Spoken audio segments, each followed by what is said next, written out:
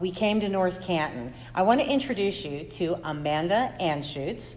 Good morning. Good morning. Thank you. Amanda is with a company, I guess we'll call it, because it is incorporated, but it's called Compassion Delivered. Correct. You have to explain what Compassion Delivered is. Absolutely. Well, I appreciate it. Compassion Delivered is actually a nonprofit here in Stark County. So we're not just in North Canton, we're in Stark County.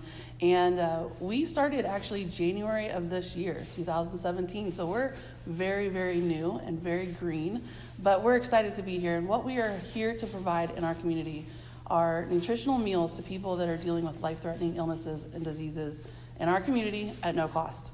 And we truly believe the food as medicine concept, that with the right foods, the body can begin to heal itself. And so we are excited to bring this to Stark County. It's something that hasn't been done in our area, in our state.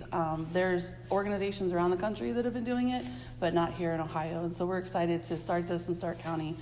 So we're looking to help people who are dealing with cancer, heart disease, ALS, MS, COPD, renal failure. Those are just sort of the areas that we're looking at. And so we're working with Almond and Mercy to understand their clients and what they need so that we can better serve them here in our community. So we're here at the chapel in North Canton, and when we let Amanda know she was the recipient of our Share the Good Stark County, she said, let's meet there. Why are we meeting here? Sure, absolutely. So the chapel in North Canton is our home church to begin with, but it also is important to me because the lead pastor, Ryan Johnston, is also a part of our board of directors. We have 11 board of members on our organization that are phenomenal. Each one of them, in their own right, has just been a superstar in their careers, and just working in the community is awesome. But each one of them have also personally been affected by either a family member or friend that aligns with our mission. So basically what you do is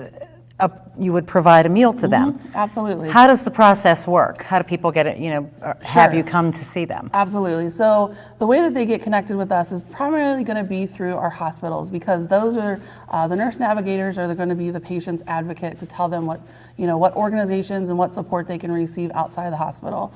And so they'll come to us, they'll fill out an application that isn't really hard, but it's got a lot of details so we understand what their needs are. And then on a weekly basis, we'll provide them 5 frozen entrees. Each entree actually is equivalent to 2 meals in itself, so that's 10. And what we are finding is that through the process, they can eat it as they need to get the nutritional value that they need through the week.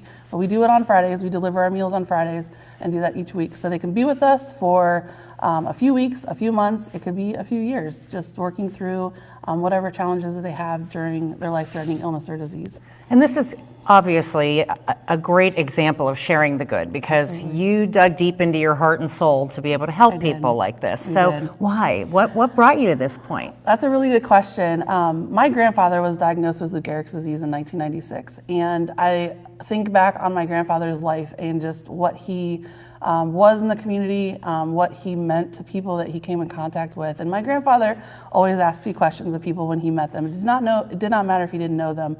First question was, if you die tonight, do you know where you'd spend eternity? And the second question was, what can I do to help you? And when he had Lou Gehrig's disease, it didn't stop his mission. Even though the disease is awful and it really just takes over the body, but the mind is still sharp. My grandfather, to the very end, when he passed away in October of 1999, he still lived his life like he did before that illness. And that began the course of my life, to realize that we take care of family first.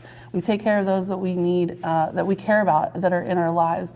And so my husband is a chef. He's been a chef for 20 years. Ah, that makes sense. It does. That's probably the missing part to this whole puzzle, is how do you make the meals? Right. But, so he's a chef, and he's been a chef for almost 20 years. And when he and I met, we talked about what was the bigger picture? What is it that really pushes us to be better people? And he really said, providing nutritional meals to people when they're really struggling in some of the darkest times of their life.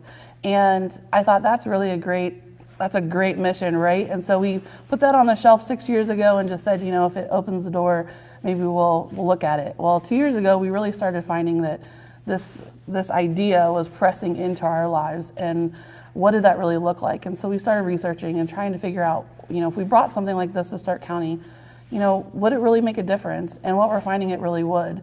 And so in January, we officially started. We filed our 501c3. We came up with Compassion Delivered. And the reason that we have a ladle, and this is really another piece of the whole puzzle, is that with a spoon you serve one person, but with a ladle you serve many people. And that is really what this organization is about, is taking care of people in the most dark, trying times of their life. And that's why we do it.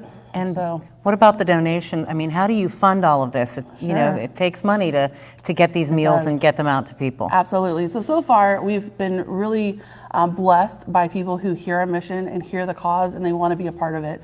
And so they donate, however that is. It could be $10, it could be $1,000. They donate towards that mission. And so we do in-kind donations, company donations, companies that hear about us and want to get behind the cause as well is great. We're also going to be doing fundraisers starting in 2018, and then of course applying for grants and foundation as well. So it's all of a mixture to make this this idea come to life. And so currently right now we're in our pilot program. We started in September. We'll pilot through the end of this year, and then in January we'll officially begin taking on more people here in our community. That's a great thing. That's a great thing. So if anybody wants to get in touch, maybe to help out or possibly get your service, who should they contact? We'll definitely need volunteers. So volunteers, clients, anybody that wants to be a part of it. The best way to reach us, of course, visiting our website, which is www.compassiondelivered.org. They can also call us, which is 330-575-0996. And of course, we're on social media. So Facebook and Instagram, you can find all the information you need there too. That's perfect. Well, I want to present you. We were so thankful that you could be part of our Share the Good Stark County. So we would like to present you with this certificate. Thank you and so much. Appreciate everything you do. And I know there are a lot of folks out there who probably echo that as well. I appreciate it. Thanks, Thank you Amanda. so much. Thank Thanks. you.